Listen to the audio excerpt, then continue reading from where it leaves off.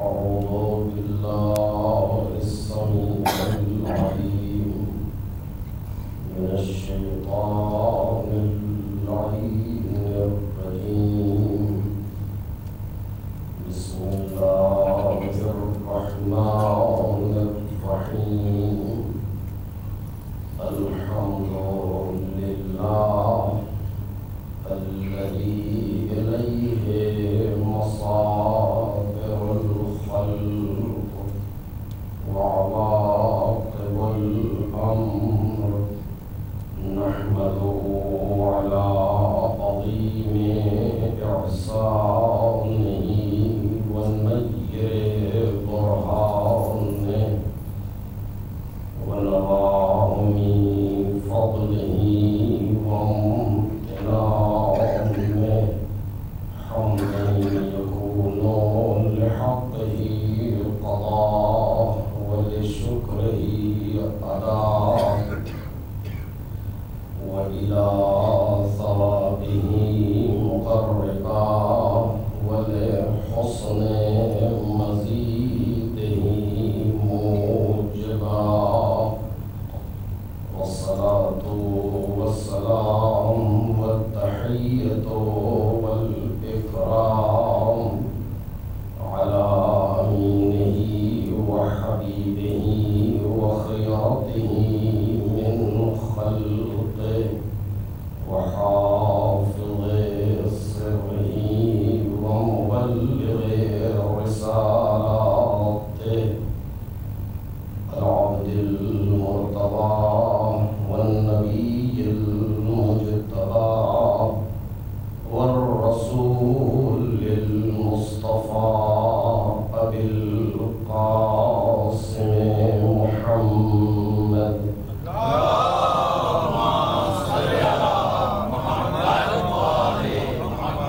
وآله الأطيبين الأطهرين الأكرمين المعصومين المظلومين، الذين أذهب الله عنهم الرجس وطهرهم تطهيرا.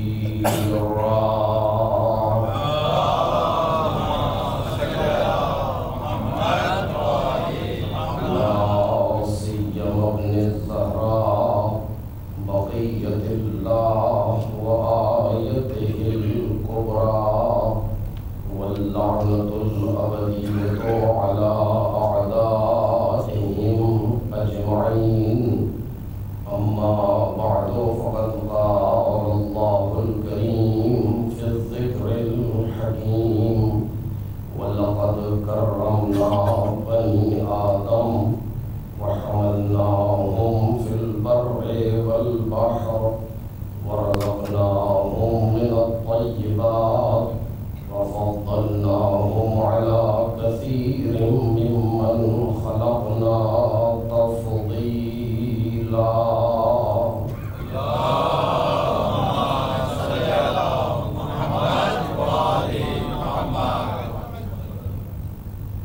بزرگان محترم اور برادران عزیز، سورہ مبارک اسراء کی اس آیت کریمہ کے ذیل میں ہماری گفتگو ہو رہی ہے، جس میں خالق کائنات کا ارشاد ہے کہ ہم نے بنی آدم کو کرامت دی اور اسے خوشی اور تری پر اٹھایا، پاک و پاکیزہ رزق عطا کیا اور اپنی بہت سی مخلوقات پر اسے فضیلت دی۔ آیت کریمہ کے توسط سے جو موضوع زیر بحث ہے وہ کرامت انسان ہے، کہ ہم یہ محسوس کریں کہ انسان اس کائنات میں کریم ہے، صاحب کرامت ہے، اور یہ کرامت پروردگار عالم نے اسے عطا کی ہے۔ یہ عزت یہ بزرگی جو اس کے پاس ہے یہ پروردگار عالم کی عطا کردہ ہے۔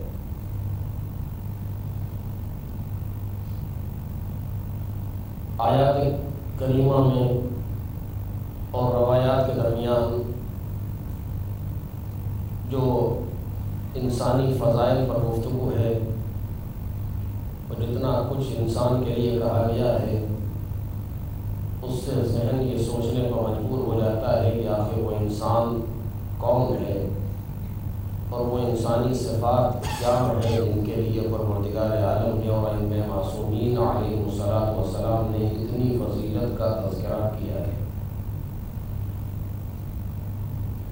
کہ انسان پروردگار عالم کی ایسی عظیم مخلوق ہے کہ اپنی تمام مخلوقات میں مالک نے صرف انسان کو اپنے لیے بنایا ہے۔ اس پر گفتگو مسلسل کر رہا ہوں۔ ساری مخلوقات جو کائنات کے اندر پائی جاتی ہیں ان میں صرف انسان ہے جسے پروردگار عالم نے اپنے لیے خلق کیا ہے، بلکہ باقی ساری مخلوقات کو پروردگار عالم نے انسان کے لیے بنایا ہے، انسان کو اپنے لیے بنایا ہے۔ لہذا وہ یہ توقع رکھتا ہے کہ انسان پروردگار ہی کے لیے ہو،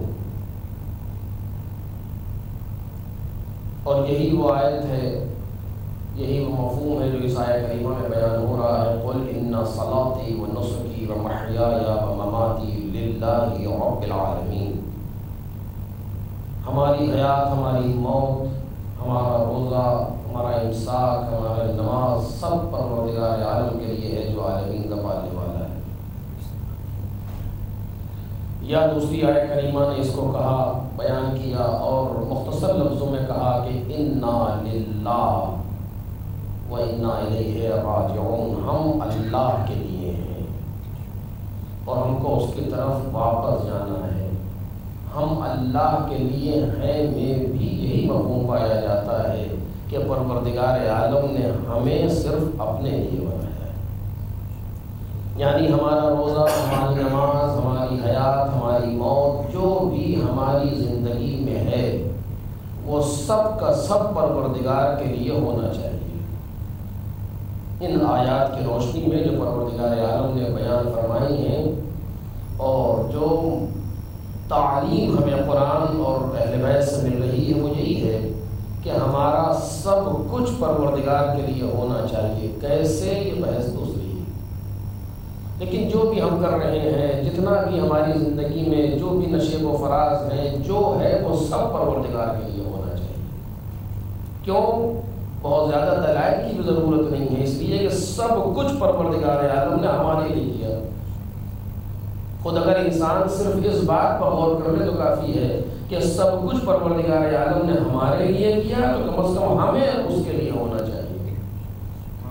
اور ساری کائنات اس نے ہمارے لیے بنائی، سب کچھ ہمارے لیے خلق کیا، سارا انتظام اس نے ہمارے لیے کیا۔ اس کائنات کا سارا ڈیکوریشن پروردگار عالم نے ہمارے لیے انجام دیا، بغیر کسی مبالغے کے آپ سے عرض کر رہا ہوں۔ یہ ساری کائنات جو پروردگار عالم نے سجائی ہے ہمارے اور آپ کے لیے سجائی ہے، یہ سب کچھ ہمارے لیے ہے جو بھی کائنات میں ہم دیکھ رہے ہیں۔ اور اس نے کہا اے انسان، ہم نے یہ سب کچھ تیرے لیے بنا دیا، پہل ہم خود کر رہے ہیں، پہل ہم خود کر رہے ہیں۔ تو بعد میں آئے گا، کائنات پہلے سے سجی ہوگی، تو بعد میں آئے گا، تیرے رزق کا انتظام ہم پہلے سے کر چکے ہوں گے، تو بعد میں آئے گا، تیری ضروریات کو ہم پہلے سے پورا کر دیں گے۔ کائنات کے اندر جتنی چیزیں تیرے لیے ضروری ہیں سب ہم تجھ سے پہلے آمادہ کر دیں گے۔ جب تو کائنات پہ قدم رکھے گا تیرے لیے رزق بھی موجود ہوگا، تجھے پالنے والے بھی موجود ہوں گے، تجھے سہارا دینے والے بھی موجود ہوں گے۔ ماں باپ کے دل میں تیری محبت تیرے آنے سے پہلے ڈالوں گا۔ یہ سارا انتظام میں تیرے لیے کروں گا، تجھ سے صرف اتنا چاہتا ہوں کہ تو میرے لیے ہو جا۔ ایک صلوات پڑھیں محمد اور آل محمد۔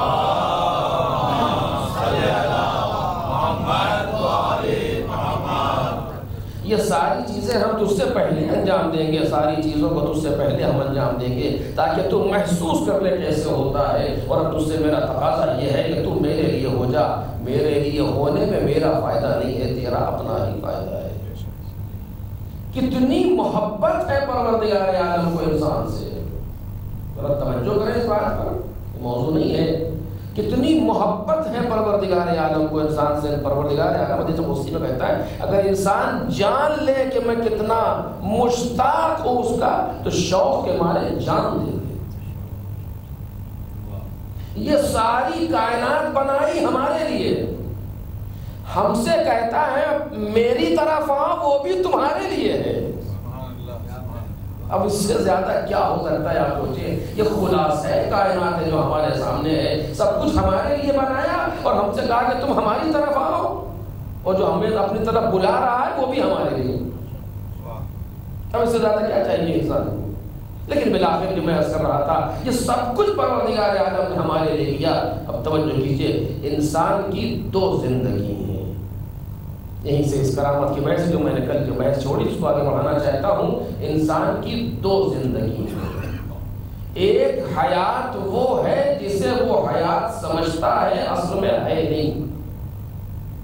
اور ایک حیات وہ ہے جس کو وہ حیات نہیں سمجھتا، اصل میں وہی حیات ہے.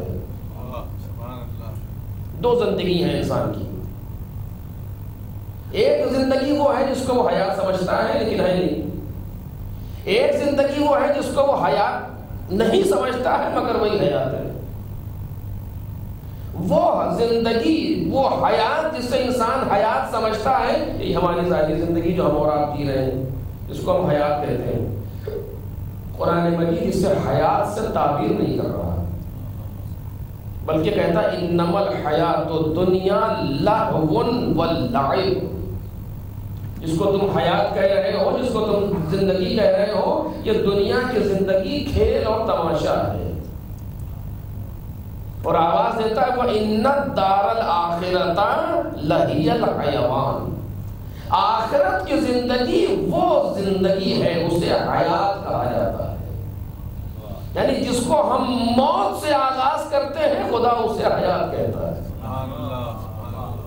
اور جسے ہم حیات سمجھتے ہیں خدا اسے کھیل و تماشا کہتا ہے. اور اب توجہ کیجیے، جو بات میں 2-3 دن سے کہہ رہا ہوں آپ کے سامنے کہ یہ دو زندگی ہیں جو پروردگار عالم نے ہمارے سامنے رکھی ہیں. ایک زندگی وہ ہے جو اس کائنات کی زندگی ہے، آغوش مادر سے شروع ہوتی ہے، آغوش قبر پہ ختم ہو جاتی ہے. اور دوسری زندگی وہ ہے ہماری، دوسری حیات ہماری وہ ہے کہ جو آغوش قبر سے شروع ہوتی ہے اور کبھی ختم نہیں ہوتی. اس کے لیے کوئی فنا ہے ہی نہیں، اس کے لیے کوئی اتمام ہے ہی نہیں، اس کے لیے کوئی انتہا ہے ہی نہیں. ادھر آ جاؤ گے تب بھی ہم فیہا خالدون، ادھر چلے جاؤ گے تب بھی ہم فیہا خالدون. اس میں کوئی خاتمہ نہیں. یہ زندگی جو دنیا کی زندگی ہے ہمارے اور آپ کے سامنے سے ہم گزار رہے ہیں، اس کے لیے معلوم نہیں ہے کہ ہمیں 40 سال جینا ہے کہ 50 سال جینا ہے کہ 60 سال جینا ہے کہ 100 سال جینا ہے. بس اس سے زیادہ ہم لوگ نہیں جیتے.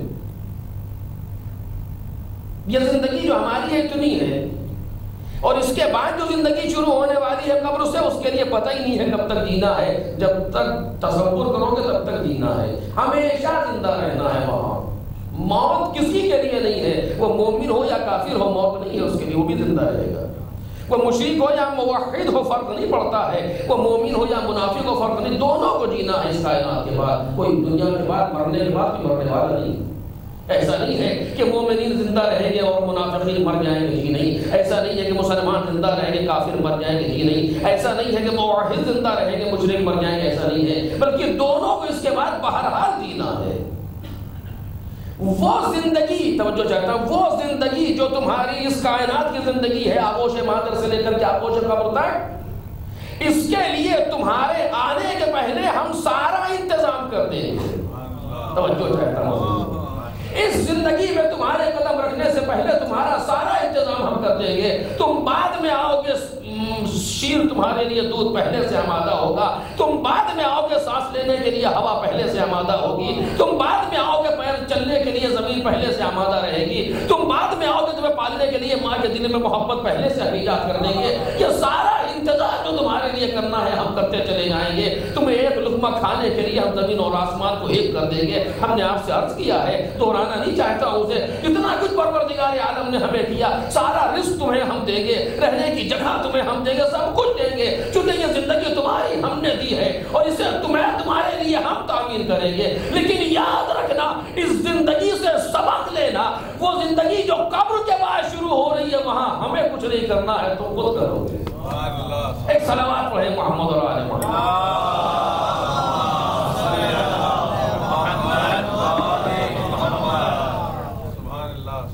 وہ زندگی جو قبر کے بعد شروع ہونے والی، اس کے لیے ہم کچھ نہیں کریں گے، اس کے لیے سب کچھ تمہیں خود کرنا ہے۔ اصلا یہ تصور غلط ہے کہ پروردگار عالم ہمیں جنت لے جائے گا یا پروردگار عالم ہمیں جہنم لے جائے گا، تصور غلط ہے اس طریقے سے۔ بلکہ حقیقت میں یہ ہے کہ ہم یا جنت جائیں گے یا جہنم جائیں گے، اور اس کو بیان کا موقع نہیں، ورنہ میں آپ کے سامنے عرض کرتا باقاعدہ دلائل اور آیات اور روایات کی روشنی میں کس طریقے سے، کہ بالآخر یہ ہماری ذمہ داری ہے، ہم کہاں جا رہے ہیں۔ پروردگار عالم ہمیں اختیار دے دیا ہے، ادھر جاتے ہو چلے جاؤ، ادھر جاتے ہو چلے، آپ مجھ سے بحث نہیں ہے، جو کر کے آئے ہو وہ ہاں یہ اور بات ہے، ہمارا فضل تمہارے شامل حال رہے گا، لیکن اس فضل کا انتظام بھی تمہیں کرنا ہوگا۔ یعنی جو مسئلہ سامنے آتا ہے، توجہ کیجئے، بغیر کسی تفصیل عرض کر رہا ہوں، وضاحت کے بغیر، جو مسئلہ سامنے آتا ہے شفاعت آل محمد علیہ السلام قیامت میں، اس کو تو ہمیں نہیں کرنا ہے، وہ تو آل محمد شفاعت انجام دیں گے، وہ جناب سیدہ شفاعت انجام دیں گی۔ تو بالکل صحیح ہے، شفاعت آل محمد کریں گے، لیکن اس شفاعت کے مقدمات تمہیں یہی فراہم کرنا ہے، اس شفاعت کی آمادگی بھی تمہیں خود کرنا ہے، اسی کائنات میں کرنا ہے۔ اگر تم نے اپنے آپ کو اس قابل بنا لیا ہے کہ وہ شفاعت کرے تو کرے، اس میں کوئی دو رائے نہیں ہے، لیکن یہ ساری زندگی جو وہاں کی زندگی ہے اسے تمہیں خود آمادہ کرنا ہے۔ اور یاد رکھنا، تمہاری قبر میں کسی دوسرے کو نہیں لٹایا جائے گا۔ میری قبر میں میں خود لیٹوں گا، آپ نہیں آئیں گے، آپ کی قبر میں آپ اکیلے لیٹیں گے، میں نہیں آؤں گا، کوئی کسی کی قبر میں آنے والا نہیں ہے۔ ہاں یہ اور بات ہے کہ ایک ہے جو سب کی قبر میں آئے گا۔ ایک صلوات پڑھے محمد اور آل محمد۔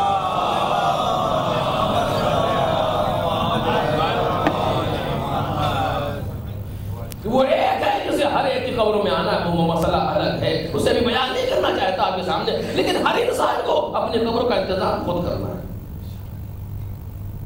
یہ زندگی جو قبر سے شروع ہو رہی ہے، اس کے لیے ہم کچھ نہیں کریں گے۔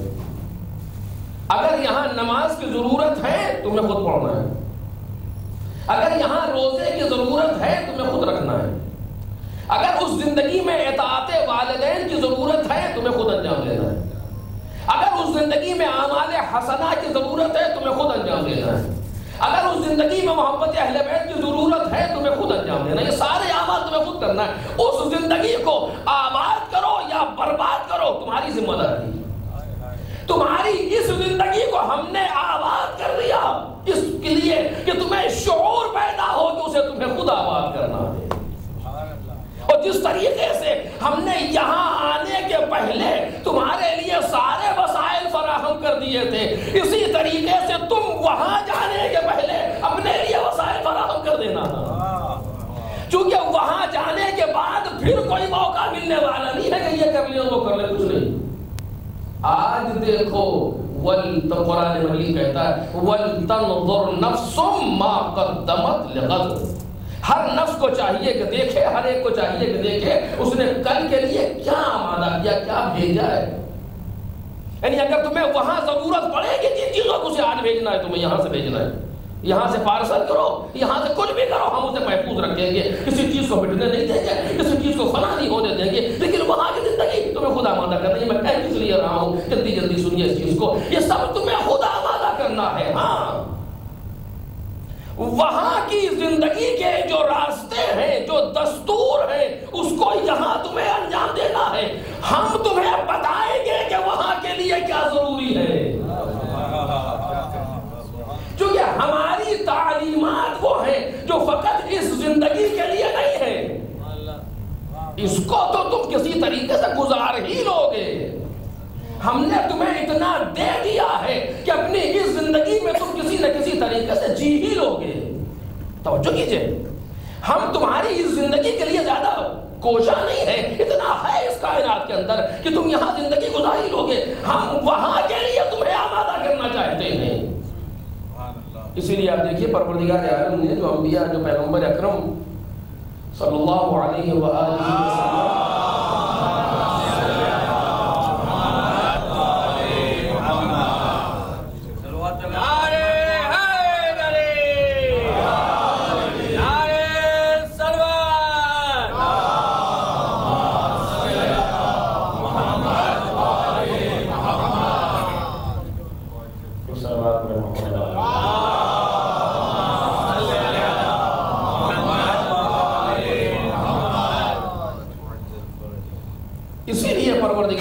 سب کچھ جو وہاں انجام دینا ہے اس کو یہاں کے لیے تمہیں کرنا ہے۔ پروردگار عالم نے پیغمبر اکرم کے لیے جو مقاصد بیان کیے ہیں ان کے آنے کے، میں نے ایک مجلس میں ذکر کیا تھا اس سال یہاں کہ هو الذی بعث فی الامیین رسولا منهم یتلو علیہم آیاتہ ویزکیہم ویعلمہم الکتاب والحکمہ۔ تین مقصد یہ بیان کیے۔ ایک آیت نے ایک جملہ اور کہا، وہ کیا ہے؟ اور اس کی نسبت دو طرف دی گئی، ایک بار پروردگار نے اپنی طرف نسبت دی اور ایک بار پروردگار نے پیغمبر کی طرف نسبت دی۔ کیا؟ یعلمکم ما لم تکونوا تعلمون، یہ پیغمبر تمہیں اس چیز کی تعلیم دیں گے جس کو تم سیکھ ہی نہیں سکتے تھے۔ یہ کیا چیز ہے؟ یا پروردگار نے اپنے لیے کہا علمکم ما لم تکونوا تعلمون، پروردگار عالم نے اس چیز کی تمہیں تعلیم دی جس کو تم سیکھ ہی نہیں سکتے تھے۔ پھر پیغمبر کے لیے کہا یعلمکم ما لم تکونوا تعلمون، تمہیں اس چیز کی تعلیم دیں گے جس کو تم جان ہی نہیں سکتے تھے۔ اسی لیے پیغمبر نے آ کر کے دنیا میں جہاز بنانا نہیں سکھایا، وہ انسان خود ہی سیکھ لے گا۔ پیغمبر نے آ کر دنیا میں ٹرین بنانا نہیں سکھایا، وہ انسان خود ہی سیکھ لے گا۔ پیغمبر نے ایٹم بنانا نہیں سکھایا، وہ انسان خود ہی سیکھ لے گا، کیونکہ یہ ساری چیزیں وہ ہیں جو انسان خود سیکھ لے گا اپنی دی ہوئی فراست اور اپنے دیے ہوئے شعور اور عقل کی بنیاد پر۔ پیغمبر نے وہ سکھایا ہے جس کو انسان بغیر پیغمبر کے سیکھ ہی نہیں سکتا۔ توجہ کریں، پیغمبر وہ سکھانے کے لیے آئے ہیں کائنات کے اندر جسے بغیر پیغمبر کوئی سیکھ نہیں سکتا۔ وہ کون سی چیز ہے؟ میں بات کل سے بھی آپ کو عرض کر رہا تھا کہ بشریت کے مزاج کو اور اس کی صلاحیتوں کو اس عروج پر لے گئے پیغمبر تاکہ محسوس کر سکے ماورائے طبیعت کی باتوں کو۔ فزکس پیغمبر پڑھانے کے لیے نہیں آئے ہیں، اس کو تم خود پڑھ لو گے، پیغمبر میٹا فزکس کے لیے آئے ہیں کہ جہاں پر بغیر ان کے اشارے کے انسان محسوس نہیں کر سکتا، اس ماورائے طبیعت، اس کائنات کی اس زندگی کا جو پہلا مرحلہ ہے اسے موت کہتے ہیں۔ یہ موضوع یہاں اس وقت کا نہیں ہے لیکن میں جلدی سے کہہ رہا ہوں، اسے موت کہتے ہیں۔ آج تک کی ترقی یافتہ سائنس یہ محسوس نہیں کر سکی کہ موت کیا ہے۔ آج تک موت کسے کہتے ہیں؟ کوئی ڈیفینیشن ہے موت کی کہ موت ہے کیا چیز؟ آج تک نہیں سمجھا جا سکا۔ کیا نکلتا ہے انسان کے بدن سے جو انسان مر جاتا ہے؟ کیا ہوتا ہے کہ انسان مر جاتا ہے؟ بتائے کوئی آج تک کوئی سائنسدان، کوئی کچھ کیا ہوا؟ ہاتھ تو ہے، پیر تو ہے، آنکھ تو ہے، منہ تو سب کچھ تو ہے، لیکن سب پہ حرکت ہے۔ کیا ہو گیا؟ سمجھانے کے لیے کہیے روح نکل گئی، وہ روح نکل گئی، مسئلہ حل ہو گیا۔ یعنی کیا ہوا یہ جو روح نکل گئی؟ کیا چیز ہے روح جو نکل گئی؟ کہاں تھی جو نکل گئی؟ کچھ نہیں جانتے۔ کہ اس زندگی کے لیے، اس کائنات کے لیے، اس عالم کے لیے پہلا سینہ ہے موت، تم بے خبر ہو۔ اور ابھی نہیں، کتنا ہی آگے بڑھ جاؤ نہیں سمجھ سکتے، کیونکہ قرآن مجید کہہ رہا ہے کہ یسألونک عن الروح قل الروح من امر ربی۔ آپ سے یہ سوال کرتے ہیں کہ روح کیا ہے، ان سے کہہ دیجیے روح امر پروردگار ہے۔ یعنی مسئلہ حل ہو گیا، امر پروردگار، سب سمجھ لے ہو۔ اور اس کے بعد پھر کیا کہا؟ وما اوتیتم من العلم الا قلیلا، اور تمہیں علم ہی کہاں دیا گیا ہے مگر بہت کم۔ یعنی ایک کنایہ یہ ہے کہ جتنا دیا گیا ہے اس میں موت کی حقیقت سمجھنے کے لیے تشریف نہ لائیے گا۔ ایک صلوات پڑھیں محمد اور آل محمد۔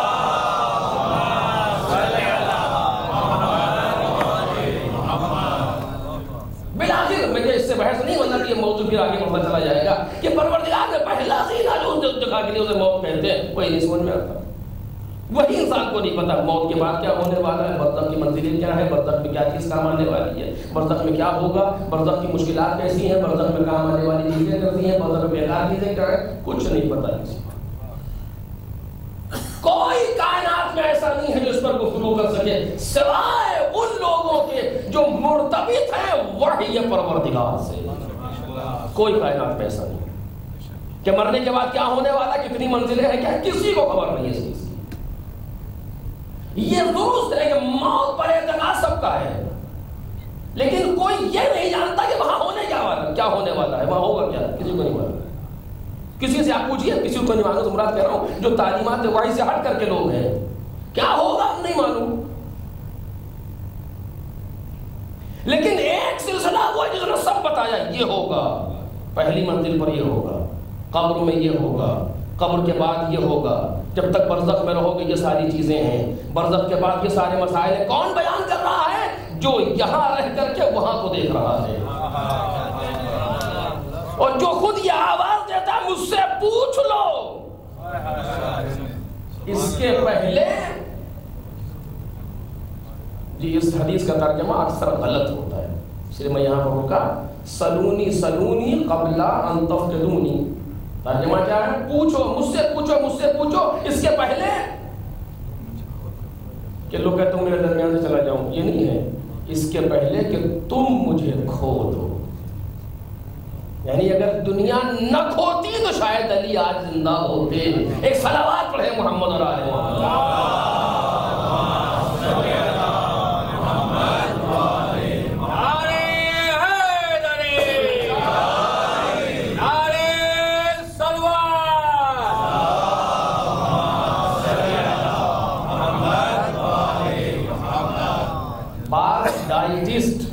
غذائیات کو پرکھنے والے لوگوں نے کہا, مولا کائنات کی غذا پر تحقیق کی ڈائٹ پر, کہ اگر اس شخص کو قتل نہ کیا جاتا تو یہ شخص نہیں مر سکتا تھا, کہ غذا ایسی تھی کہ یہ آج بھی زندہ ہوتا.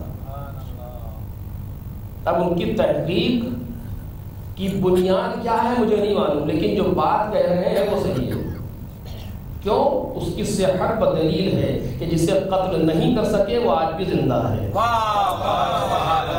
ایک صلوات پڑھے محمد اور آل محمد.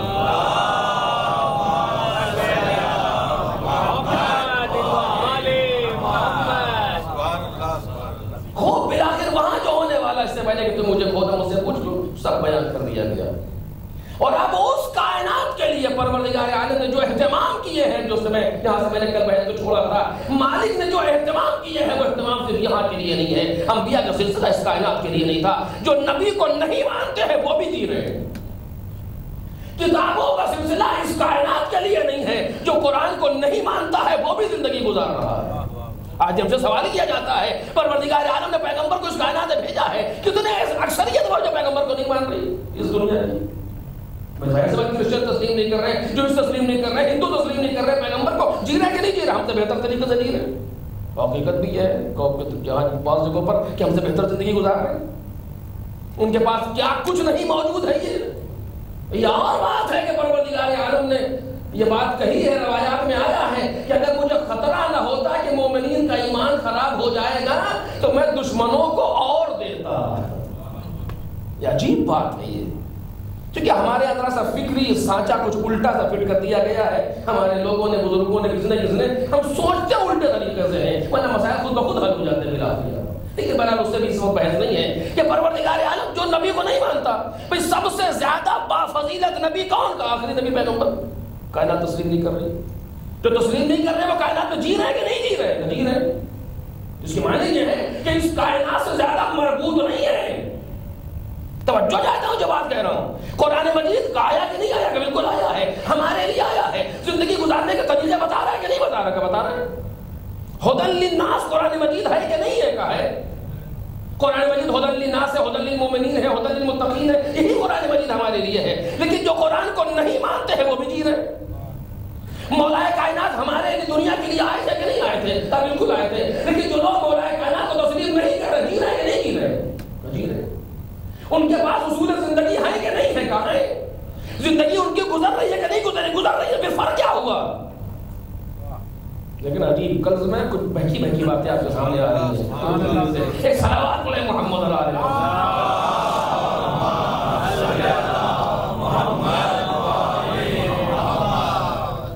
خدا خیر کرے. اس عرصے کے خطب کو نتیجہ کیا نکلنے والا ہے. ایک صلوات پڑھیں محمد اور آل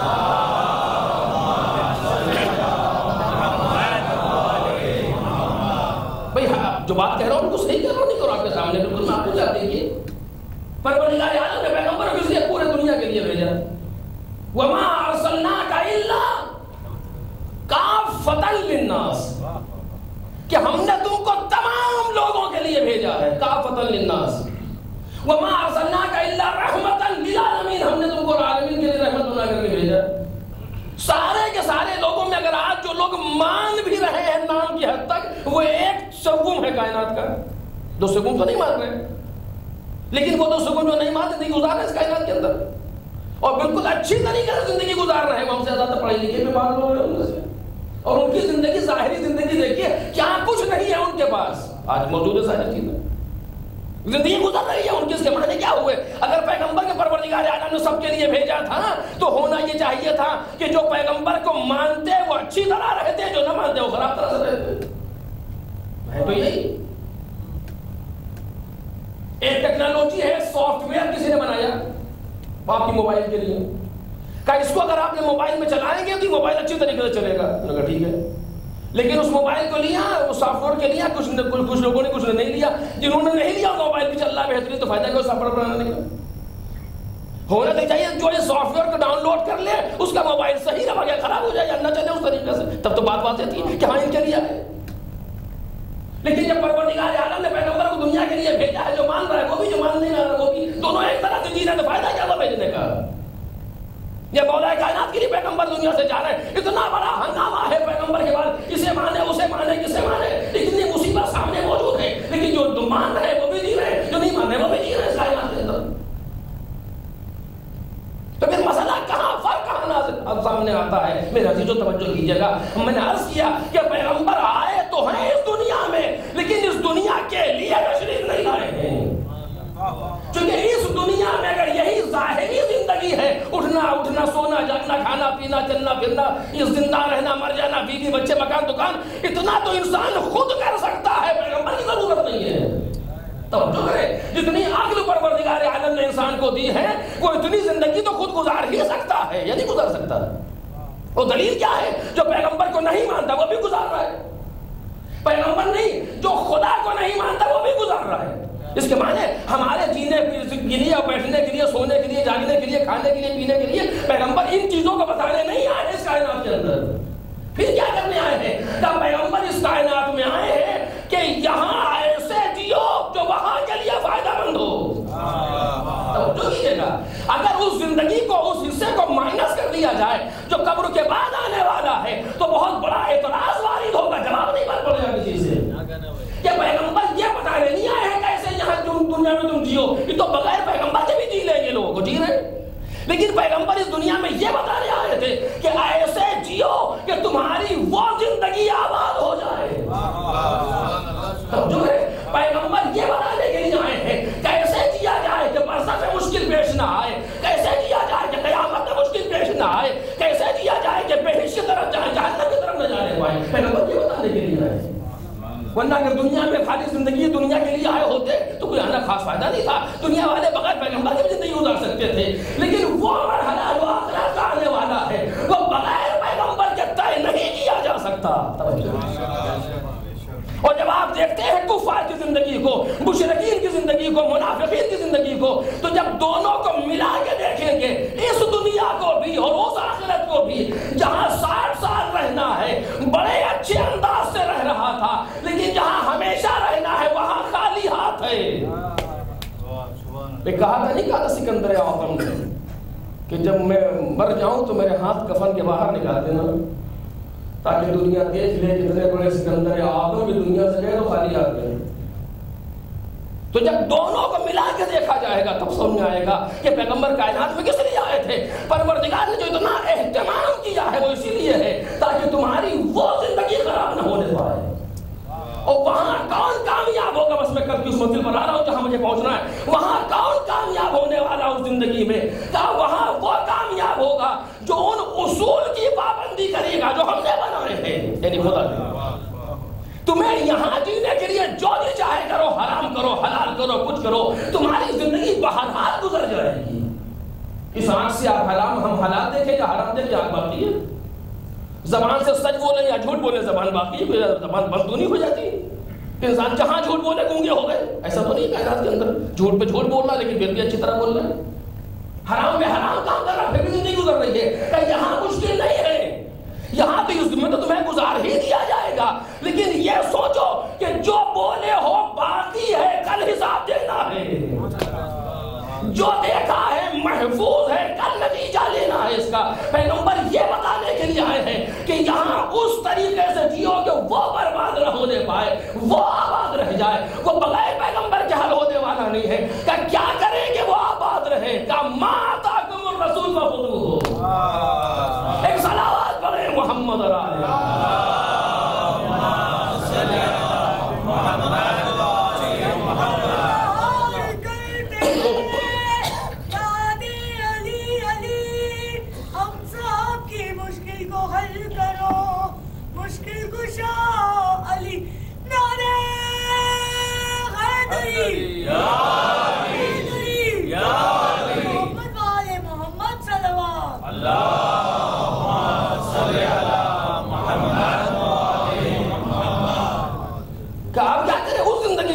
جو اصل مسئلہ ہے وہاں کے لیے کیا کرے گا؟ کچھ نہیں کرنا ہے. ما آتاکم الرسول فخذوہ وما نہاکم عنہ فانتہوا. جو یہ دے رہے ہیں اسے لے لو. کیا ہوگا کہ وہ زندگی تمہاری آباد ہو جائے گی. یہاں کے لیے کچھ نہ کچھ کر ہی لوگے زندگی میں, جب ہاتھ پیسے کچھ نہ کچھ ہو ہی جائے گا. لیکن اگر تم نے وہ لے لیا جو دے رہے ہیں تو وہ زندگی آباد ہو گئی تمہاری. کون سی؟ جو یہاں قبر کے بعد شروع ہونے والی ہے. وما نہاکم عنہ فانتہوا. تو پیغمبر نے کیا دیا؟ پیغمبر نے دیا ولایت علی بن ابی طالب. پیغمبر نے ہمارے سامنے پیش کی من کنت مولا فعلی علی مولا دیا. جس نے لے لیا ضروری نہیں ہے کہ دنیا آباد ہو. کیا کہنا. جس نے چھوڑ دیا ضروری نہیں ہے کہ دنیا برباد ہو. چونکہ ولایت علی دنیا کے لیے نہیں مل رہی ہے, بلکہ اگر دیکھا جائے تو قضیہ برعکس ہے. قیامت میں یہ صحیح حدیث ہے, قیامت میں خدا کسی کی دل جوئی نہیں کرے گا. ہم نے یہ کیا ہے, ہم تم نے اچھا کیا, وہ جنت اتر کرو. ہم پر تم نے کوئی احسان نہیں کیا. اچھا کام کر کے آیا ہوں نا, کہاں کوئی جنت ہے اس طرف سے جاؤ. مالک ہم نے بہت اچھا کام اس لیے کیا تھا نا, وہ جاؤ ادھر ہے بتا رہے وہ ہے. صرف ایک گروہ ایسا ہے جس کی پروردگار عالم دل جوئی کرے گا. اچھا کیا تم نے, اچھا کیا تم نے. کون سا گروہ؟ جس نے مولا کائنات کی محبت میں فقیر رہنا گوارا کر لیا, حرام کی طرف ہاتھ نہیں بڑھایا. مولا کائنات کی محبت میں فقیر رہنا برداشت کر لیا, حرام کی طرف ہاتھ نہیں بڑھایا. یہ گروہ وہ ہوگا قیامت میں خدا جس کی دل جوئی کرے گا. اچھا کیا تم نے. ایک صلوات پڑھیں محمد اور آلہ محمد.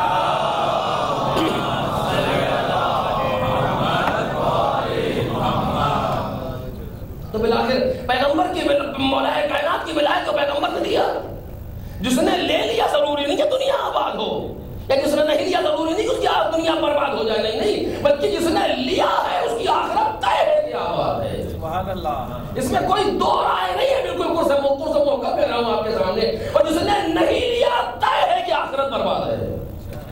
بغیر کسی تکلف کے, بغیر کسی تعارف کے عرض کر رہا ہوں کہ یہ وہ مسئلہ ہے جس نے لے لیا اس کی اپنی دنیا آباد ہو یا نہ ہو, لیکن اپنی آخرت ضرور آباد ہے.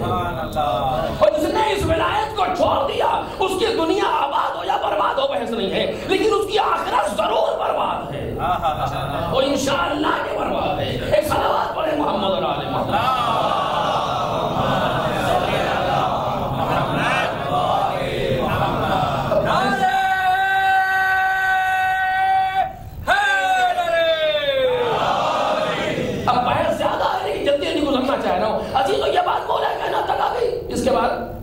مولا کائنات امام حسن کو دیا, ان کو لے لو. امام حسن نے امام حسین کو دیا, حسین نے امام الى آخر. کہاں تک بات گئی؟ امام عسکری تک. کہیں سے بات چھوڑی پھر وہیں آ گئی ہوں. امام عسکری تک بات آئی. اطاعت کا معیار کیا ہے؟ جو دیں وہ لے لو, جس سے روکو اسے رک جاؤ. یہ معیار اطاعت کا ہے. یہ کلی فارمولہ ہے, قرآن مجید نے بتا دیا. جو بھی یہ دیں اسے لے لو, جس سے روکو اسے رک جاؤ. یہ کلی فارمولہ ہے, اس میں کہیں کوئی تخصیص نہیں آتی. اس سے تمہیں لینا ہے. امام عسکری دنیا سے جا رہے ہیں, کل ہی میں بات کی تھی. آپ کے بعد آنے والے 12ویں امام ہیں. کہاں ہیں؟ کا غیب میں. غیب میں ہم ہمارے امام ہیں کہاں؟ ہمیں ان سے گفتگو کا نہیں. پھر غیب میں 11 لوگوں کو تم نے شہید کر دیا، پروردگار نے اپنا سیکورٹی نظام حاوی کیا، حاکم کیا اور غیب کو اٹھا لیا، غیب کر لیا. اب یہ دوسرا مسئلہ ہے کہ غیب میں وہ ہیں یا ہم ہیں.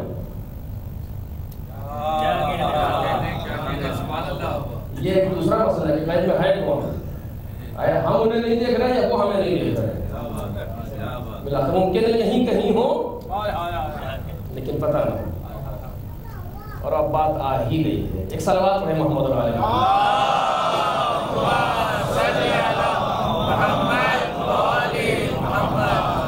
غالباً نجم خیاط ہی آئے کہ کاظم کا واقعہ ہے، کاظم کروالا ہے کہ دونوں کسی ایک کا کہ انہوں نے ایک دعا بتائی کہ اگر اس کو انسان 100 مرتبہ روز پڑھے 40 دن تک مثلا تو اسے امام کی زیارت ہوگی. یہ ان کے شاگرد میں سن میں آ گئی، اس نے پڑھنا شروع کیا. 40 دن پڑھ کر کے آیا کہ ہم نے یہ دعا خلوص سے پڑھی، 40 دن تک زیارت نہیں ہوئی. دیکھا انہوں نے غور سے کیسی بات ہے، سوال ہی پیدا ہوتا کہ میں نے پڑھی ہے 40 دن تک زیارت نہیں ہوئی مجھے. کہ تمہیں زیارت بھی ہوئی ہے، تم نے ادب کا لحاظ بھی نہیں کیا. تمہیں زیارت بھی ہوئی، تم نے ادب کا لحاظ بھی نہیں کیا. کیا کہاں فلاں کی یاد ہے بیٹھے فلاں جگہ آرام میں تم دعا پڑھ رہے تھے، زیارت پڑھ رہے تھے. کیا جناب وہ کا ایک شخص تمہارے برابر میں آ کر کے بیٹھا تھا تو تم سے کہا تھا کہ بائیں ہاتھ میں انگوٹھی کیوں پہنے ہو؟ تو تم نے کہا تھا کہ ہر مکروہ جائز ہوتا ہے. کہاں کہا تھا کہ جس نے پوچھا تھا کوئی امام تمہارا.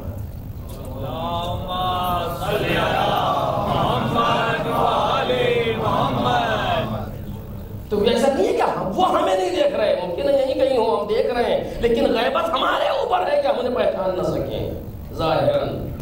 اور جب وہ چاہ لیتے ہیں تو انسان جان بھی لیتا ہے لیکن پھر وہ ادعا نہیں کرتا. جو میں نے پہلے کہا تھا کہ بالوقت جو اس طرح کی بات کرتے ہیں ان کو انکار کرنے کے لیے ہم سے کہا کہ وہ بالآخر دوسرا مرحلہ ہے کہ کہاں ہے غیب میں. ہمیں کچھ معلوم کرنا ہو تو کہ ان کے نائب کو اپنے نائب بنائیں گے ایک کے بعد ایک، ان سے معلوم کرنا. اب تم براہ راست امام سے نہیں معلوم کر سکتے. جس طرح سے دنیا پیغمبر سے لے کر کے امام عسکری تک براہ راست پوچھ رہی تھی کہ اب نہیں پوچھ سکتے براہ راست ان سے. کا پھر کا ایک واسطہ بیچ میں آئے گا، واسطہ آئے گا اور اس واسطے کے ذریعے سے تو اپنے مسائل کو امام سے معلوم کرو. کتنے واسطے ہیں؟ ایک کے بعد ایک 4 جن کو امام کے نواب خاص کہا گیا. 4 نائب ایک کے بعد ایک آتے رہے 70 برس تک. یہ سلسلہ چلتا رہا نیابت کا امام کی، ایک کے بعد ایک آتے رہے اور آخری وقت تک آخری نائب آپ کا ابن محمد سمری آخری نائب. اور ان کے پاس آپ نے خط لکھا، توقیع آئی کہ تم فلاں دن تمہارا انتقال ہو جائے گا، اپنے بعد کسی کو وصیت مت کرنا. اس کو سب نے لکھا اس توقیع کو، وصیت نہ کرنا. اور اب غیبت کبریٰ شروع ہو رہی، طولانی غیبت شروع ہوگی اور اس کے بعد جب دنیا ظلم و جور سے بھر جائے گی، سفیانی کا خروج ہو کیا ہوگا تو تب پھر ہم آئیں گے اس نے پروردگار سے کسی کو بھی نہ کرنا.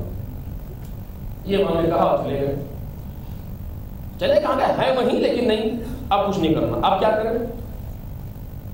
توجہ کیجئے، اس جگہ کو آباد کرنے کے لیے اب کیا کریں؟ کیوں؟ اس لیے کہ یہ واقعہ ہے 260 ہجری کا اور 260 سے آپ تھوڑا سا اور آگے بڑھا دیجئے 325 ہجری 329 ہجری کے بعد بات تمام ہو گئی. آخری نائب کا انتقال ہوتا ہے 329 ہجری میں، 40 سال کو اور 29 سال ادھر 69 سال بنتے ہیں. آخری نائب کا انتقال 329 ہجری میں ہو گیا، آج 1436 ہے. اس وقت تک کے مسائل تو بتا گئے نواب خاص جب پوچھا گیا ان سے یہ مسئلہ پوچھو انہوں کا ایسے ہے، یہ مسئلہ پوچھو انہوں کا ایسے. وہ مسائل جو بعد میں آ رہے ہیں دنیا کیا کرے؟ توجہ کرے. اس کے لیے پروردگار عالم نے انتظام کیا کیا ہے. اب وہ آخرت کیسے آباد ہوگی دنیا میں رہ کر کے؟ کچھ ہونا چاہیے یا نہیں ہونا چاہیے؟ وہی اعتراض جو پیغمبر کے بعد وارد ہوتا ہے کہ ناخون کاٹنے تک کا حکم اسلام نے بتایا ہے کہ ناخون کاٹو تو کس انگلی کس دن کاٹو، کس انگلی سے شروع کرو، کس انگلی پر ختم کرو اور کہاں جا کے اسے پھینکو، یہاں تک بتا دیا.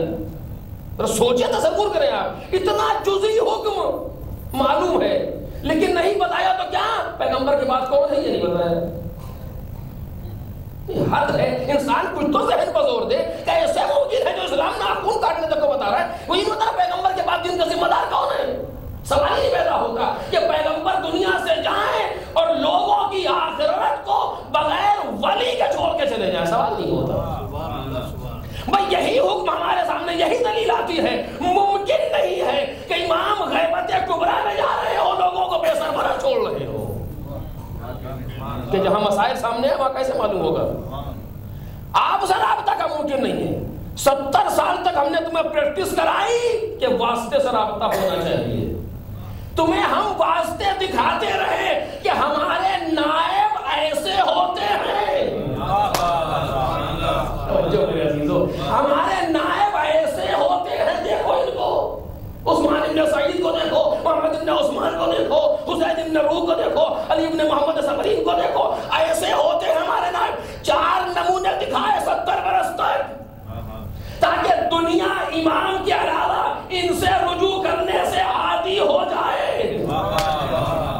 اچانک سلسلہ آنے پائے کہ ایک شوق نہ ہو دنیا کے لیے کیسے ہوا کیا ہوا, نہیں عادی بنایا. 70 سال تک 4 ایک کے بعد ایک نائب بنائے تاکہ کم از کم 2 نسلیں گزر رہی ہیں دیکھ کر کے عادی ہو جاؤ. ایسے امام کی غیبت میں لیا جاتا ہے ایسے لوگوں سے. اور حدیث دی تھی امام عسکری نے کہ من کان من الفقہاء سائلا لنفسہ حافظا لدینہ مخالفا علی ہوا مطیعا لامر مولا فللعوام ان یقلدوا. جو اپنے فقیہوں میں سے جو, یہاں تک آگے بات پھر ٹھہر رہی ہے, فقیہوں میں سے جو اپنے نفس کو روکنے والا, دین کی حفاظت کرنے والا, مولا کی امر کی اطاعت کرنے والا اور خواہشات نفسانی کے خلاف انجام دینے والا ہو, اس سے گفتگو, اس سے لینا. اپنے عوام کو چاہیے کہ اس کی تقلید کریں. اگر آخرت کو آباد کرنا ہے تو امام عسکری کی ماننا پڑے گی. ایک صلوات پڑھے محمد اور آل محمد.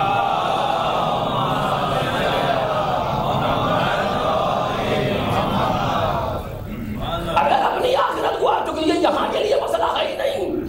یہاں تو میں نے عرض کیا کوئی پیغمبر کو نہ مانے تب بھی زندگی گزر جائے گی, مولا خیرات کو نہ مانے تب بھی زندگی گزر جائے گی, خدا کو نہ مانے تب بھی زندگی گزر جائے گی. بات یہاں کی ہی نہیں, بات اس جگہ برباد اور آباد کرنے کی ہے کہ اگر تمہیں لینا ہے تو جو یہ دے وہ لے لو. کیا دے رہے ہیں, کیا یہ دے رہے ہیں. امام نے کیا دیا, دوسرے نائب کر رہے. کسی نے خط لکھا امام کے لیے کہ ہمارے کو سوالات بتائیے, ان کے ذریعے سے خط پہنچا. جواب میں یہ توفیق آتی ہے اما الحوادث الواقعہ. توجہ کیجیے, اما الحوادث الواقعہ فرجعوا فیہا الی روات حدیثنا. آنے والے واقعات میں جو واقع ہوں گے, جو چیزیں بعد میں آئیں گی, ابھی نہیں ہے, اس میں کیا کرنا, رجوع کرنا ان لوگوں کی طرف جو ہماری حدیثوں کے بیان کرنے والے ہیں, جو ہماری حدیثوں کے بیان کرنے والے ہیں, ان کی طرف رجوع کرنا. کیوں؟ فَإِنَّهُمْ حُجَّتِي عَلَيْكُمْ, یہ ہماری حجت ہے تمہارے اوپر. وَأَنَا حُجَّتُ اللَّهِ, بعض جگہوں پر علیہم ہے, بعض جگہوں پر نہیں, اور ہم ان کے اوپر خدا کی حجت ہے. توجہ کریں, یہ ہماری حجت ہے تمہارے اوپر اور ہم اللہ کی حجت ہے ان کے اوپر. اور ایک اور حدیث جلدی سے آپ کے سامنے پڑھ رہا ہوں اور اس کے بعد انشاءاللہ کل اس پر گفتگو ہوگی تھوڑا تفصیل سے, جو میں کہنا چاہ رہا ہوں کئی دن سے, لیکن بات ٹھہر جاتی وہاں پر آ کر کے. راوی پوچھتا ہے مولا سے کہ مولا یہ بتائیے چھٹے امام سے, چونکہ جس وقت امام کا زمانہ تھا مثلا امام مدینے میں تھے, مسقط والا کیا کرتا ہے, مشکل تو یہاں بھی ہے نا, اس زمانے میں مشکل ہے. آج تو ہے نہیں کہ آپ نے واٹس ایپ فوراً مسئلہ پوچھا جواب آ گیا. اب یہاں سے مسئلہ پوچھنے جائیں گے 6 مہینے لگیں گے. مثلا کوئی ہندوستان سے چلا, کہیں سے چین سے چلا, کیسے گیا پتہ نہیں, پہنچا نہیں پہنچا, راستے میں کام آ گیا, واپسی میں کام آ گیا, کہیں پوچھنے والا, 1000 احتمالات تھے. کیا کریں کہ 2 لوگ آپس میں لڑ گئے. توجہ چاہتا ہوں چیزوں, 2 لوگوں میں آپس میں جھگڑا ہو گیا میراث کے موضوع پر, قرض کے موضوع پر, مختلف موضوعات پر. ان دونوں نے جو اس جگہ کا حاکم ہے, حاکم وقت, اس کے پاس اپنے آپ کو پہنچایا فیصلے کے لیے. مولا کیا یہ صحیح کہا, یہ درست ہے, یہ آپ نے کہا. یہ درست نہیں ہے. یہ امام صادق علیہ السلام کے زمانے کی گفتگو ہے، توجہ کیجیے گا حالات کے اعتبار سے. کیا یہ درست نہیں ہے؟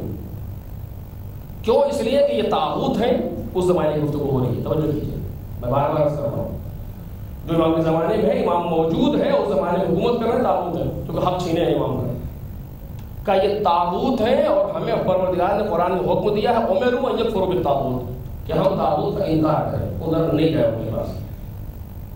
خوب ٹھیک ہے، نہیں جائے گا، جو آپ دے رہے ہیں وہی تو لے گا، لیکن سوال تو ذہن میں باقی رہے گا. خوب ٹھیک، کیف یصنعون، کریں کیا؟ خوب نہیں جاتے ان کے پاس، پھر کیا کریں؟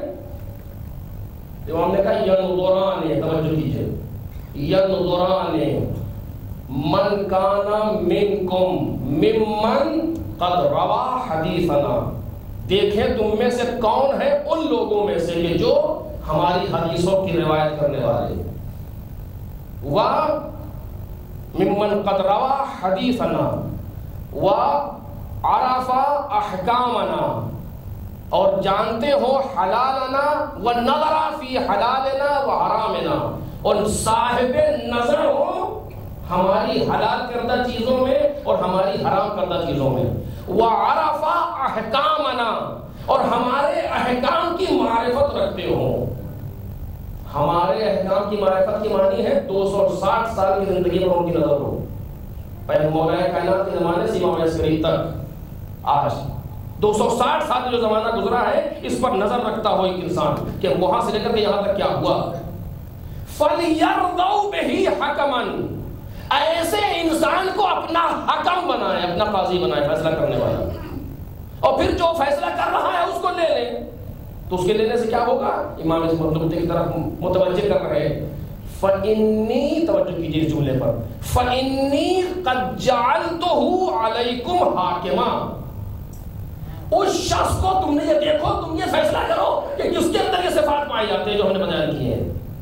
کون ہے کہ جو ہماری حدیثوں کا جاننے والا ہے، حلال اور حرام میں نظر رکھتا ہے، صاحب نظر ہے. کون ہے جو ہمارے احکام کو پہچانتا ہے. یہ 4 صفات امام نے بیان کی ہے. جو ایسا ہے ان مشخص کرو سب سے بہتر کون ہے. اور جب تم نے تشخیص دے لی کہ فلاں بہتر ہے، فَإِنِّي قَدْ جَعَلْتُهُ عَلَيْكُمْ حَاكِمًا، تو ہم نے اس کو تم پر حاکم بنا دیا. توجہ کیجئے، جو میں نے کل بات کہی تھی کہ وجوب کہاں سے آیا؟ وجوب پروردگار عالم کا ہے، اطاعت اس کی ہے. اس کی اطاعت خود اس لیے کہ وہ خدا ہے. اس نے کہا پیغمبر کی اطاعت کرو، پیغمبر کی اطاعت واجب ہو گئی. پیغمبر نے کہا اپنے بعد ہم علی کو بناتے ہیں، ان کی اطاعت کرو، ان کی اطاعت واجب ہو گئی. سلسلہ اماموں کا بڑھتا رہا. امام نے کہا کہ جس کو تم نے تشخیص دے لی، ہم اس کو تم پر حاکم بنا رہے ہیں، اس کا حکم تسلیم کرو. اب اس کی بات ماننا اس لیے لازم نہیں ہے کہ یہ کچھ فلاں ہے، مثلا اس لیے لازم ہے کہ امام صادق نے اس کو ہم پر حاکم بنایا ہے. ایک صلوات پڑھیں محمد علیہ.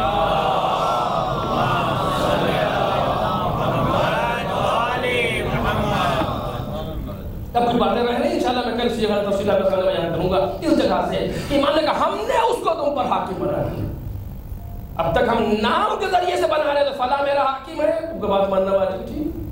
اس کو ہم نے حاکم بنایا، مولا کائنات نے حاکم بنایا. محمد ابن ابی بکر کو ماننا واجب ہے مسلمانوں کے لیے. مالک اشتر کو حاکم بنایا، ماننا واجب ہے. کہ کہیں پر ہم نام لے کر کے حاکم بنا رہے ہیں، کہیں صفات کے ذریعے سے حاکم بنا رہے ہیں، فرق نہیں ہے کوئی. ہم نام لے کر کے حاکم بنا دیں تب بھی تم پر واجب ہے کہ اس سے لو. اور اگر ہم نام نہ لیں بلکہ صفات دیں، صفات تم مشخص کرو، حکم ہمارا آئے گا. صفات تم مشخص کر لینا کس کے اندر صفات پائی جاتی ہے. جیسے مشخص کر لو گے ہماری طرف سے حکم آ جائے گا کہ یہ تم پر حاکم ہے. کیونکہ اگر وہ حاکم من جانب اللہ نہ ہو، اس کی بات ماننا جائز بھی نہیں ہے، واجب کے ہیچ. من جانب اللہ حاکم کیسے ہوگا جب تک معصوم نہ بنائے. معصوم کہتے ہیں صفات تم مشخص کرو، حاکم ہم بنا رہے ہیں. یہ بات ہے، کوئی چشم بندی نہیں کر رہا ہوں، یہ امام کا حکم ہے جو آپ کے سامنے بیان کر رہا ہوں. اب اس کے بعد سنیے، فَإِذَا حَكَمَ بِحُكْمِنَا، اور جب اس حاکم نے جسے تم نے تشخیص دی ہے کہ صفات ہے یہ، ہم نے اسے بنا دیا. جیسے مثلا بالکل یوں ہے کہ آپ ایک انسان کو لے کر یہاں امام صادق کے پاس کہ مولا ہمارے وطن میں یہ سب سے بہتر ہے، تو ہم نے کہا میں اس کو تم پر حاکم بنا رہا ہوں. ہو گیا. اسی طریقے سے وہاں نہیں جاتے، یہی رہتے ہیں، تشخیص دینا یہ سب سے بہتر ہے۔ امام نے عام اعلان کیا یہ تم پر حاکم ہماری طرف سے۔ فَإِذَا حَكَمَ بِحُكْمِنَا، اور اب جب وہ حکم دیتا ہے تمہارے لیے کوئی حکم اور کوئی اس حکم کو نہ لے، استخفَّ بِأَمْرِ اللَّهِ، اس نے امر خدا کو ہلکا سمجھا، وَعَلَيْنَا الرَّدَّ، اور ہمیں رد کیا۔ یہ امام کہہ رہے ہیں اس نے حکم خدا کو ہلکا سمجھا ہے اور ہمیں رد کیا ہے۔ الراد علینا الراد علی اللہ، ہمیں رد کرنے والا خدا کو رد کرنے والا ہے۔ وَهُوَ عَلَى حَدِّ الشِّرْكِ بِاللَّهِ، اور ایسا انسان شرک کی حد میں ہے۔ آپ نے پہچانا، شرک کی حد میں ہے، کسی مرجع وقت کے بعد کا انکار کرتا ہے، لیکن شرک کی حد میں ہے، کیونکہ یہ خود کچھ نہیں ہے، امام صادق نے اسے پاور دیا ہے، امام صادق نے اسے بنایا ہے۔ اگر ان کی بات کو نہیں مانا، ان کی بات کو نہیں مانا یعنی امام صادق کی بات کو نہیں مانا، امام عسکری کی بات کو نہیں مانا، ان کی بات کو نہیں مانا یعنی پیغمبر کی بات کو نہیں مانا، پیغمبر کی بات کو نہیں مانا یعنی خدا کی بات کو نہیں مانا، اور یہی شرک کی منزل ہے کہ انسان خدا کی مرضی میں اپنی مرضی کو شریک کر رہا ہو۔ ایک صلوات پڑھے محمد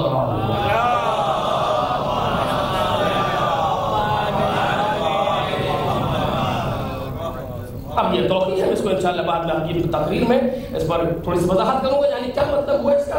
آخر حدیث سے کہیں تک بات دکھ رہی ہے کہ ایک سلسلہ ہے پورا جو من جانب اللہ ہمارے دور تک آ رہا ہے، اور اگر نہ آئے، میں اور جرات سے کہہ رہا ہوں آپ کے سامنے لفظ ہیں، اگر نہ آئے تو اس پورے پروردگار کی جو اسٹرکچر بنایا دین کا، اس پر نقص وارد آ جائے گا، جو میں 3 دن سے گفتگو آپ سامنے کر رہا تھا کہ جب مسائل کم ہیں تو ایک وقت میں 4 امام، 3 امام، اور جب مسائل زیادہ ہیں تو کوئی نہیں، اور جو ہیں وہ بھی غائب میں، ہم امام سے پوچھ لیں گے۔ مطلب اگر اس طرح ہوتا کہ سب ان سے پوچھ لیں گے تو غیبت میں کہیں کیوں وہ؟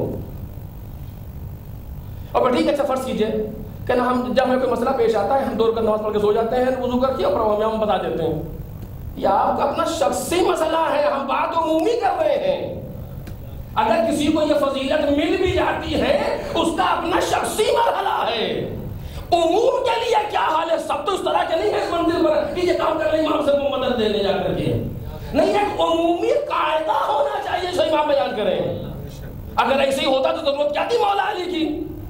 لوگ وضو کر کے سو جاتے ہیں، پیغمبر خواب میں آ کے بتا دیتے، تو کیا مشکل ہے وہاں پر کہ کیوں مولا علی آئے دنیا کے لیے؟ اگر یہی مسئلہ تھا تو لوگ وضو کر کے نماز پڑھ کے سو جاتے، پیغمبر خواب میں دیکھ لیتے، ضرورت ہی نہیں تھی کہ جتنا بڑا جھگڑا دنیا میں پیش ہے۔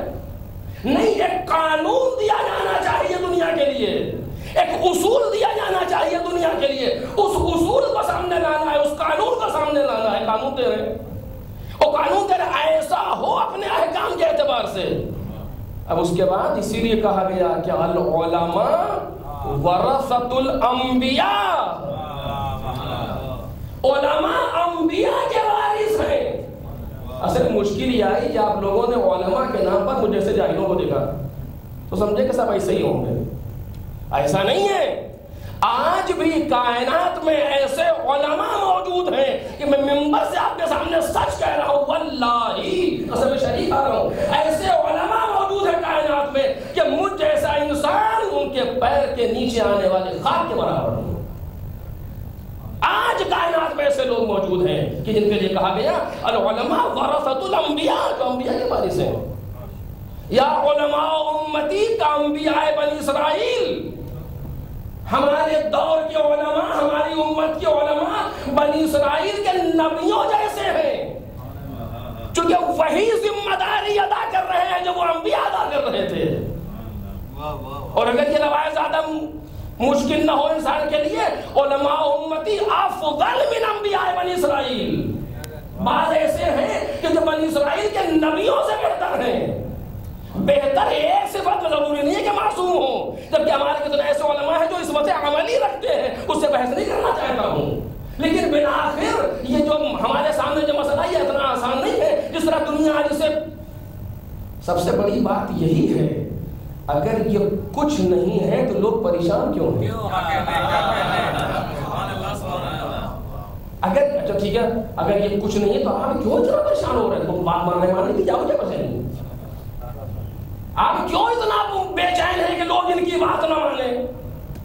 آپ نے آگے دیکھا کہ ہم سارا بجٹ اس پر خرچ کر رہے ہیں کہ مسلک میں ایک انسان پاگل ہے، لوگ اس کی بات نہ مانیں، خود ہی نہیں مانیں گے. آپ کو پریشانی ہے، آپ کی پریشانی بتا رہی ہے دال میں کچھ کالا ہے، آپ کی دقت بتا رہی ہے کچھ مشکل ہے. بلا وجہ پارلیمنٹ بجٹ پاس نہیں ہوتے کہ ہم مثلا 2012 تک قوم کو علماء سے دور کر دیں گے. آپ اس تمنا کو انشاءاللہ اپنی قبر میں لے کے جائیں گے، اگر قبر نصیب بھی ہو، ورنہ شاید الیکٹرک شاک کے ذریعے سے ہوا میں اڑائے جائیں گے. اس کی اپنی کیوں؟ چونکہ یہ علماء جو آج ہمارے سامنے ہیں یہ اپنی تبلیغ کے لیے خود کچھ نہیں کرتے ہیں، اپنی پبلسٹی کے لیے. ان کی پبلسٹی پروردگار کر رہا ہے. ایک عالم دین کی زبان سے بات نکلی ہے حفاظت عراق کے لیے، دوسرے دن 2 ملین لوگ حاضر ہیں. اور محمد صلی اللہ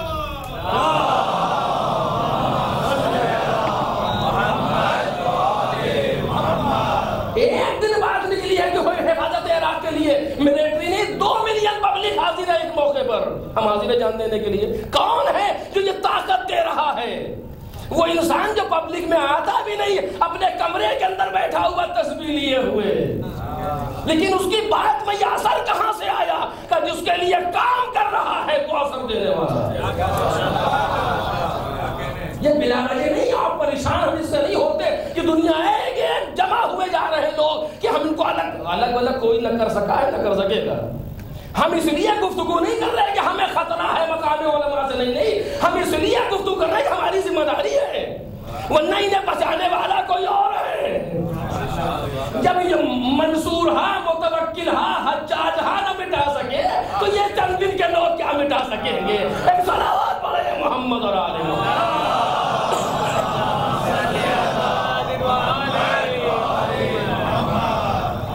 امام کی بات میں تاثیر ہے. اگر امام نے کہا فَلِلْعَوَامِ أَن يُقَلِّدُوا، امام عسکری نے کہا کہ لوگوں کو چاہیے کہ ان کی تقلید کریں، لوگ کریں گے کیونکہ امام کی بات میں اثر ہے. دنیا لاکھ پروپیگنڈے کرے، الٹے سیدھے جھوٹے سچے کچھ بھی کرے، بحث نہیں ہے. آپ دیکھ لیجیے ایک روایت ہے، صرف ایک روایت، ایک امام سے ایک روایت. کیا؟ مومن کی 5 علامتیں ہیں. اس میں ایک چیز یہ ہے کہ 40 کے دن امام حسین کی زیارت ہے. ایک روایت. آج جا کے دیکھیے عشرے میں کیوں نہیں آتے اتنے لوگ؟ کسی دوسرے موقع میں لوگ کیوں نہیں آتے ہیں؟ کیونکہ ایک امام نے کہا ہے. دنیا نے لاکھ کوشش کی کہ اس مرکزیت کو توڑ دے کسی دوسرے بہانے سے، لیکن نہیں ہو سکا. میں واضح نہیں کہنا چاہتا ہوں آپ کے سامنے، نہیں ہو سکا. اور آج بھی آج اسے بیان کیا گیا رپورٹ ہے کہ تقریباً 3 کروڑ لوگ پہنچ چکے ہیں،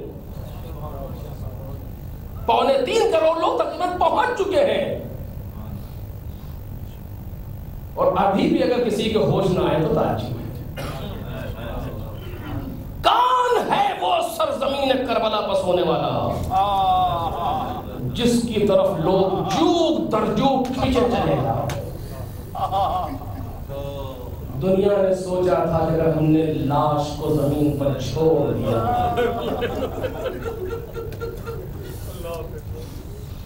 اگر ہم نے لاش حسین کو زمین کرم کربلا پر چھوڑ دیا تو حسین کو لوگ بھول جائیں گے.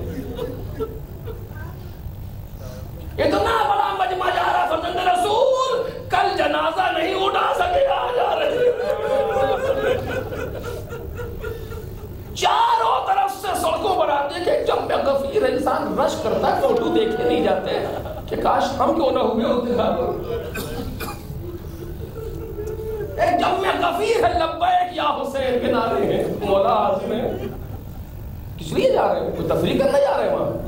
کیا ہے اتنی مشکلات کے ساتھ پیدل یہاں سے وہاں تک، بوڑھے بوڑھے لوگ، جوان، بچے، ہر طرح کے عورتیں سب چل جا رہی ہیں.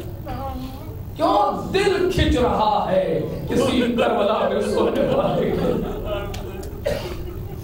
دعا کرتے پروردگار ان تمام زائرین کی حفاظت کرے، دشمنوں کے شر سے انہیں محفوظ رکھے، اور دشمنوں کے شر کو خود ان ان کی طرف واپس پلٹا ہے۔ ہاں میرے عزیزوں، خود جو نہ ہو، خود کہتے ہیں میں پوچھتے ہیں جور و جفا ہوں، جس سے بلا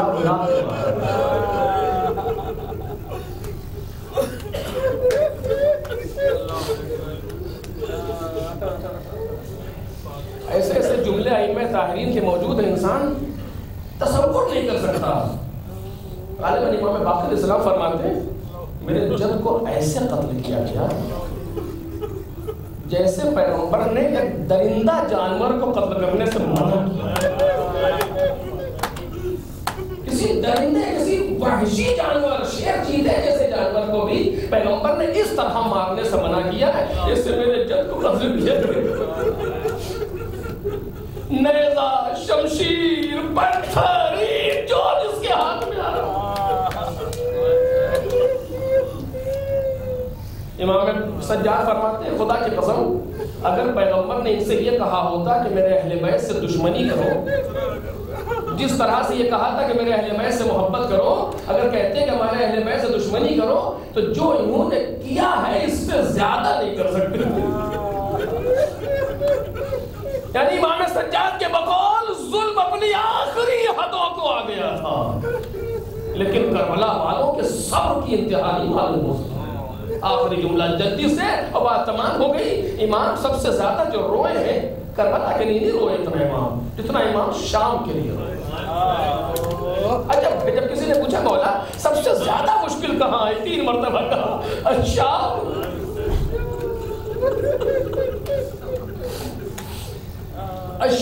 شام میں جانے کیا گزر گئی امام پر، شام میں 3 مرتبہ نہیں معلوم کیوں کہا، لیکن شاید وجہ یہ رہی ہو زندان شام، دربار شام، بازار شام۔ شام میں آپ کو لے جایا جا رہا ہے، ایک بوڑھا شخص سامنے آیا اور آ کے اس نے کہا خدا کا شکر ہے جس نے تمہارے مردوں کو قتل کیا اور جس نے یزید کو کامیاب کیا۔ سوچو عزیزو ایسے موقع پر جب ہاتھ میں ہتھکڑی، پیر میں بیڑی، گلے میں کوتے خاردار، ماں پہنے بیرے دار، نوکے نیزہ پر سر، کیا گزری ہوگی امام کے دل پر؟ وہ بھی شکر خدا کر رہا ہے۔ شکر خدا جس نے تمہیں اس طریقے سے کیسے کہو دلیل کیا، مثلا کیا کہیں اس سے امام وہ اگر اشارہ کر دے تو ابھی زمین سے نکل لے، لیکن امام شخص کو ختم کرنے نہیں آئے کہ فکر کو ختم کرنے آئے۔ جب امام نے سنا تو دیکھا کہے بھائی تو نے قرآن پڑھا ہے؟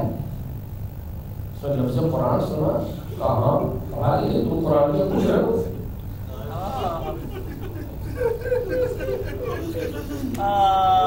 تو نے یہ آیت پڑھی ہے قُلْ لَا أَسْأَلُكُمْ عَلَيْهِ أَجْرًا إِلَّا الْمَوَدَّةَ فِي الْقُرْبَى۔ بوڑھا انسان ہے، صرف رسیدہ ہے کہا ہاں ہم نے یہ آیت پڑھی، سورہ شورہ کی آیت ہم نے پڑھا اس آیت کو کہ پیغمبر کہہ دیجئے کہ ہم تم سے اجر رسالت سلسلے میں کچھ نہیں چاہتے، صرف یہ کہ ہمارے قرابت داروں سے محبت کریں، مودت کریں، لیکن تم یہ کیوں پوچھ رہے ہو آیت؟ امام نے کہا تم نے یہ آیت پڑھی ہے قرآن مجید میں وَآتِ ذَا الْقُرْبَى حَقَّهُ، پیغمبر اپنے قرابت داروں کو ان کا حق دے دے، کہا ہم نے یہ آیت پڑھی ہے۔ امام نے تیسری آیت پڑھی، تم نے یہ آیت پڑھی ہے وَاعْلَمُوا أَنَّمَا غَنِمْتُم مِّن شَيْءٍ فَأَنَّ لِلَّهِ خُمُسَهُ وَلِلرَّسُولِ وَلِذِي الْقُرْبَى وَالْيَتَامَى وَالْمَسَاكِينِ وَابْنِ السَّبِيلِ، کہا ہاں ہم نے یہ آیت پڑھی ہے، خمس کی آیت ہے، لیکن آپ اسے کیوں پوچھ رہے ہیں؟ اس کی حاجت کی انتہا نہیں ہے۔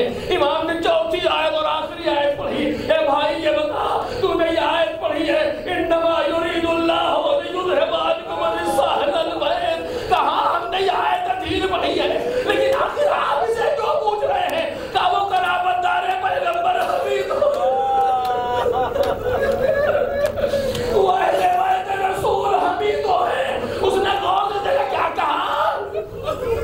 آپ کون ہے کہ ہم اہل بیت رسول ہیں؟ کہ رسول خدا کا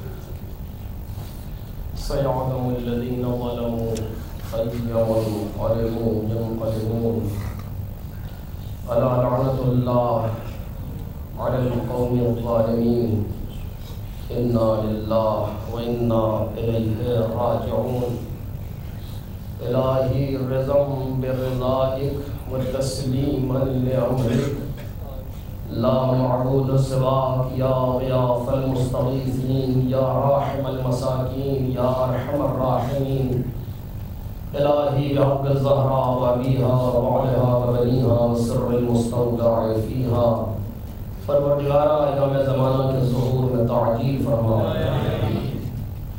پروردگارہ ہم سب کو بزرگوار کے لیے سبب زینت قرار فرما